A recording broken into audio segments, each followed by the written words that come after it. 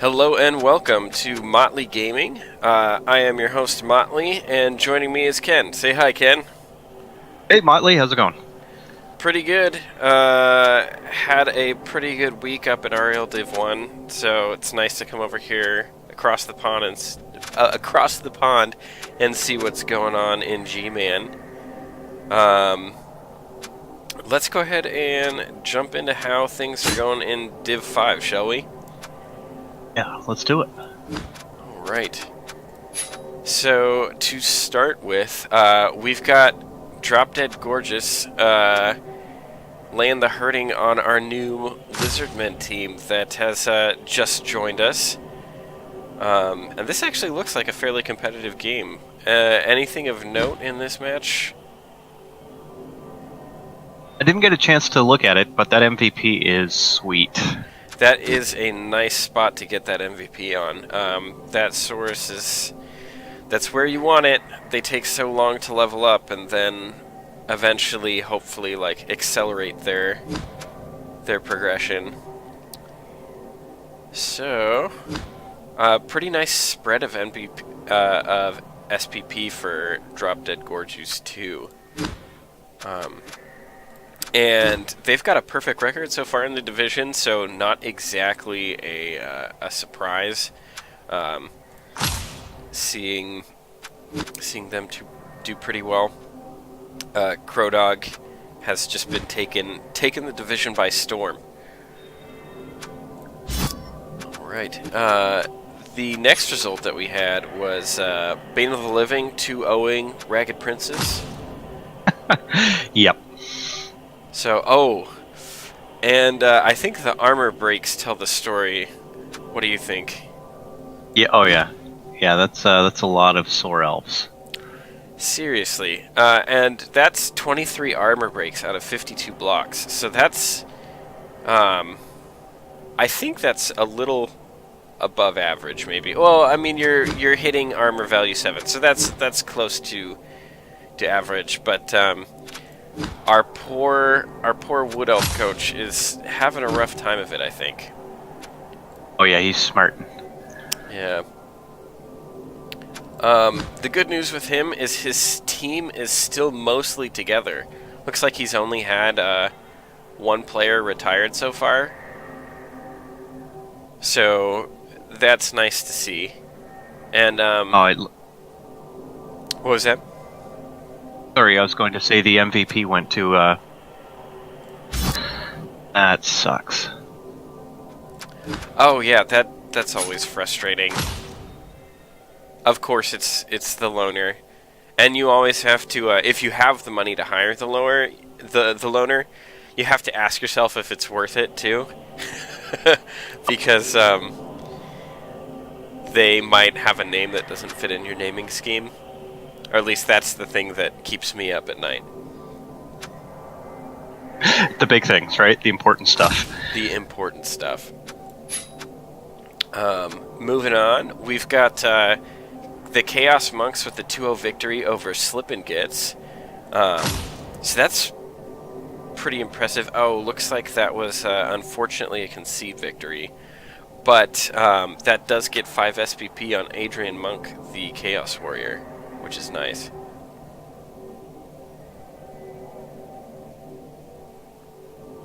Yeah, that's too bad. Hopefully we'll get to see Slip and Gets back in the system next week.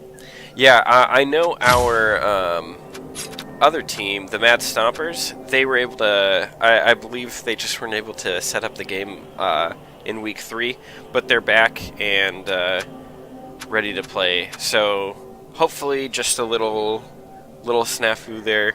Once again, coaches, if you do have to miss for the week and take and have the concede, letting one of the admins know ahead of time is always appreciated. I don't know if Slip and Gets did that or not, but yeah, just good protocol to follow. So let's take a look at this victory for the Mad Stompers over the Super High Elves, and once again, seems like it's continuing the trend of pain for the Elven teams in Div 5.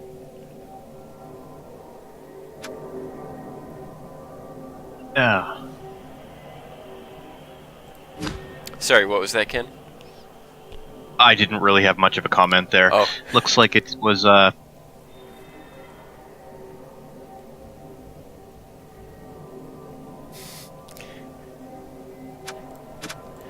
it was a bit of a bash fest, and pretty fortunate, honestly, with that many blocks. I don't think Mad Stompers has developed enough Mighty Blow to really make a huge dent in opposing. Huge dent in opposing teams just yet.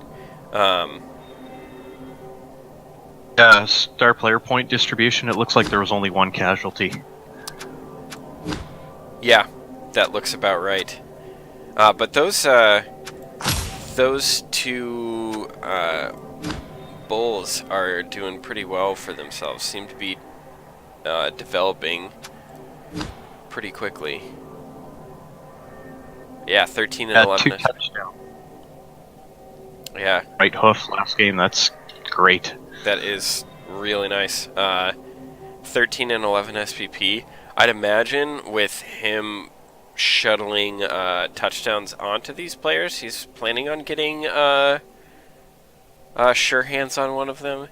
That would be my bet, but I don't necessarily know. Oh, and also the Hobgoblin, just 2 SPP away from Dirty Player. At least, I hope Dirty Player, because that's always makes things interesting. Alright. That's And then we had a bit of an upset, I think it's fair to call. The Preston Penguins with the 2-1 victory over the Mighty Reptiles. The Mighty Reptiles, of course, being our Lizard Man coach that's been here since the beginning, along with the Slip and Gits, of course.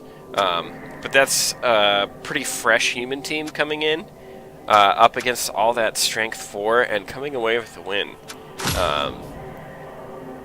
Yeah, pretty surprising, I'd honestly say. Wouldn't you, Ken? yeah. That's 10 armor breaks and not a single casualty. Oh, that's a bit unlucky, in fact. You really kind of hope to get those casualties as Lizardmen. Of course, it's tough to get those casualties because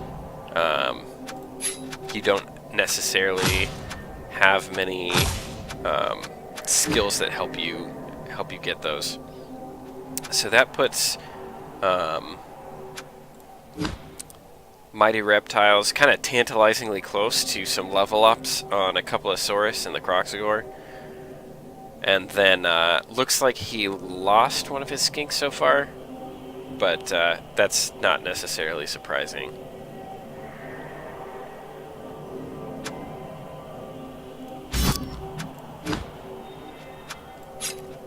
All right, so who do we have next?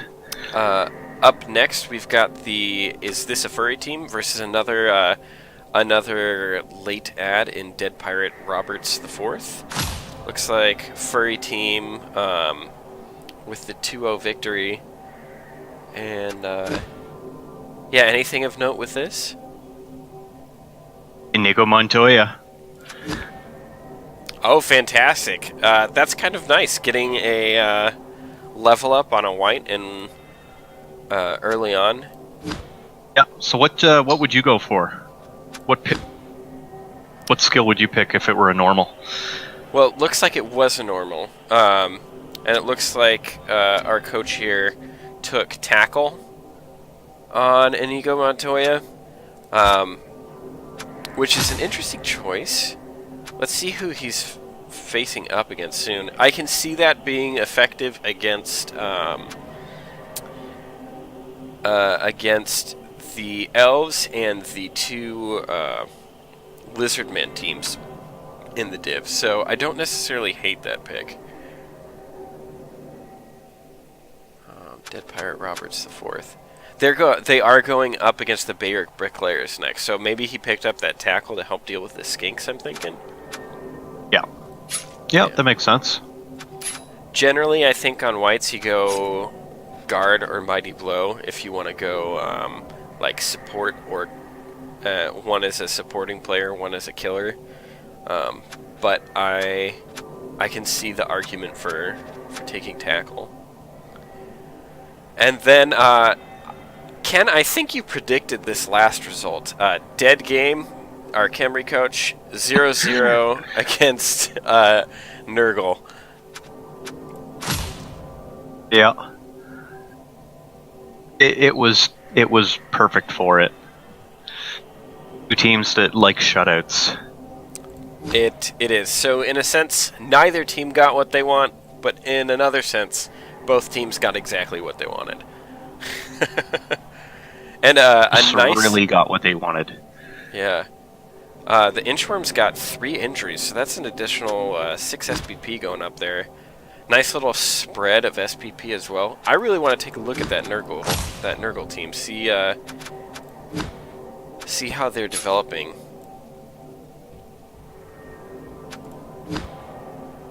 Okay. Oh, interesting. Very, very interesting. So he's got a level up on a Nurgle warrior. Ew. It looks like he got doubles and took leader. What do you think of that? Oh, it makes me sick to my stomach. It takes so long to up Nurgle warriors. I would not first skill on a double. Yeah. They need block or mighty blow. Block or mighty blow. That's generally the way I take Nurgle warriors as well. That'll be a nice that gets him up to 3 rerolls, but that's hopefully he can level another one of those Nurgle warriors soon, because that's going to be a bit tough to that warrior's going to be tough to get leveled up even further. Very long term, like over say 3 seasons with this team, that leader is going to pay dividends over and over, because it basically keeps the team okay. Yeah, that takes him. That's essentially what 40,000 in TV that you're cutting, which is that's right. Which is pretty nice, especially with those rerolls being so expensive for the Inchworms. So yeah, he might just be going super long term with this team, which I don't necessarily have an issue with. So let's see how that stacks all the teams in the division. So as is the theme, I think, with both Div 4 and Div 5, we've got the Necromantic teams on top, and tied with the Necromantic teams is General Marauder's Bane of the Living, an undead team. So just those regen teams are starting out strong out of the gate, it really looks like. Yeah. Yeah. And then we've got a bunch of other teams within spitting distance of the top of the scoreboard. And then we've got, at the bottom of the table, we've got, looks like our elf teams with our new Bayark Bricklayers. They're going to be a new team, so I think they automatically had 3 of those losses. And Dead Pirate Roberts and Slip and Gits. But once again, it's early on in the season, so anything can happen, and we could see any of these teams making a charge up the standings. That's right. We have 9 games to go. Most definitely. All right, let's go ahead and move on to Div 4 then. And it was another good week for regen teams, I believe. But let's go ahead and start with 2 of the new teams in the division. Team Group Hug and Anka City Watch going up against each other. Looks like Nurgle managed to beat a Norse team. That's pretty impressive. That is really good. Yeah. That must have been some lucky dice. You know, possibly. It looks like they both had a roughly even number of blocks against each other. So, with 8 KOs going the way of Team Group Hug, which when you're going up against armor value 7, that's not necessarily unexpected if you can get that many blocks. The interesting thing is just the fact that Onkish City Watch gave up 51 blocks to Nurgle. That's normally going up against Norse. I've noticed most of my players spend most of the match on the ground. Yeah. Yeah. So that's a very good result for our new Nurgle team. Next up, we've got Blue in the Face, Wood Elves versus Society of Dead Poets, Khemri, and that was a 1-1 draw. Anything of note here? That's, to be honest, that's a bit surprising. The Wood Elves to be able to pull off at least a 2-1. Mm-hmm. So, probably some good defense we've seen out of Society of Dead Poets, I would guess. And just looking at the stats, it looks like it's one of those typical Wood Elf games where it's them running away and just taking like one blitz every turn, and the other team chasing after them as best they can. Good on the Khemri. Yeah, Yeah. casualties and KOs definitely helped. For sure. Alright. So then, moving on to your pick to win the division, we've got Kurotora versus Rockamotive Git Stompers. And Kurotora, keeping with the tradition in these two divs of just winning everything with Necromantic. Yeah. And they the Norse. yeah, it looks like the casualties really kind of told the story of this matchup. Only 2 KOs and an injury for the Norse team, and 4 injuries for Kurotora. And getting those hard removals is huge against Norse. Let's actually take a look at that real quick. See if there were any if there's any permanent damage done to the Git Stompers.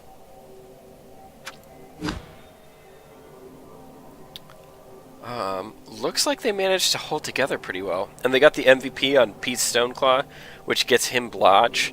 So he's looking to be their dedicated ball carrier, which is great. Oh, wow. Yeah, that's handy. And a miss next... Hopefully it helps them. Oh yeah, definitely handy. Huh, sure hands. Handy, get it?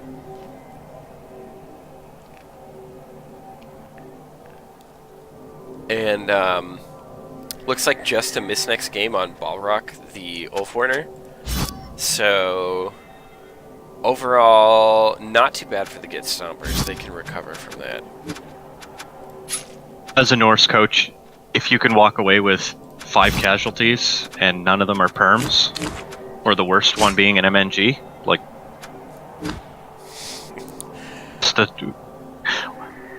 dust yourself off and keep going. Oh, definitely. And let's take a quick peek at Kurotora, because they are our they're near the top of the standings and have been developing really well. Yeah, they've got a Blodge Werewolf and a Plus Agi Block Werewolf, so that's pretty great. And their Flesh Golems are coming along nicely. The Werewolves and the Flesh Golems are generally where I look on Necromantic teams to see how they're developing. And this is going pretty well for them, it looks like. And it looks like his murder and support piece are moving along. Most definitely. Just getting getting the speed in there with the ghouls will be really nice as well. Once they've leveled up and gotten Blodge or Wrestle Dodge. And then, let's see, so the next matchup was Darkstar Second Liners taking on Star Rats 5. And, very nice. I was taking a look at this matchup earlier, and I believe this was the first match for Glorin Lana, the Witch Elf, and she managed to get 11 SPP in her very first match. Hold on, I'm just gonna double check that. Yes, 2 touchdown scores and 2 touchdowns scored and 1 MVP in 1 match. So that's a good first match for this Witch Elf. That's a great match, yeah. And it looks like she got plus agility for the level up, so kind of going to be a player to watch going forward, I think.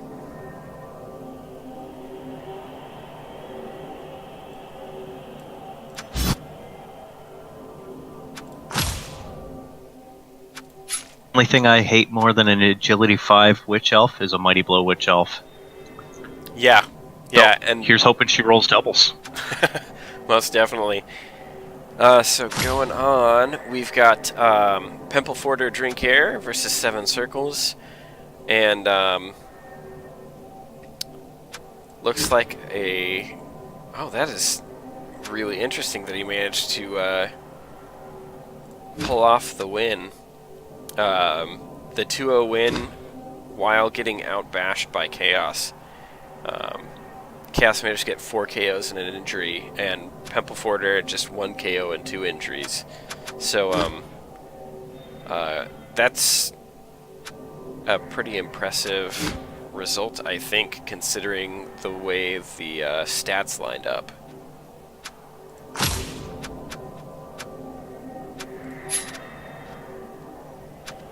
Yeah, play the ball. Yep. When things aren't going your way in the bash game, just see if you can outrun the other team, right? Yep. Then we've got Dangerous Lizards with the 2-0 win over Orwindor's Chance. Not exactly a surprise. You've got the MVP exactly where you want it on the side of the Lizardmen, and exactly where you don't want it on the side of Nurgle. So, bit of a rough one for our Nurgle coach. But looks like decent SPP gains for both teams. And, oh man, Erwindor's Chance managed to get a kill on the Lizardmen team. So let's see if that was a consequential one. It's Dangerous Lizards.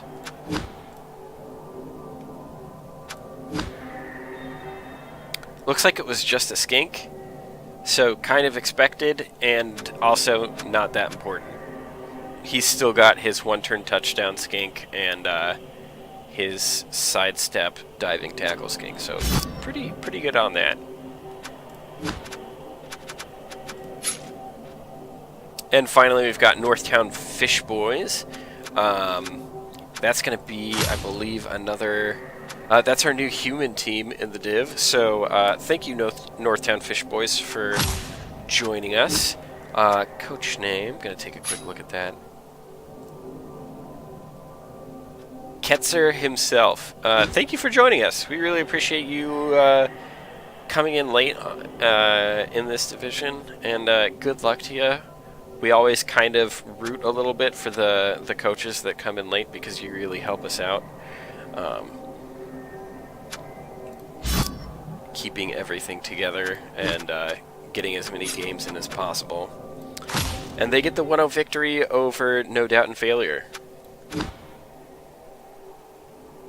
Take a look at what the MVP pulled for a skill.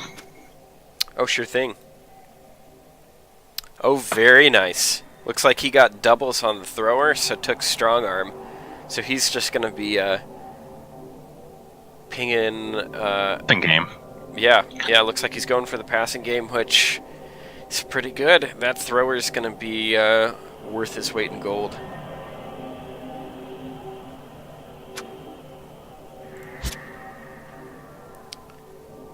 And no doubt in failure, I was taking a look at this earlier, and it looks like almost all of the SPP has gone to his Bull Centaurs. So, 22 and 17 on those. They are really developing along quite nicely.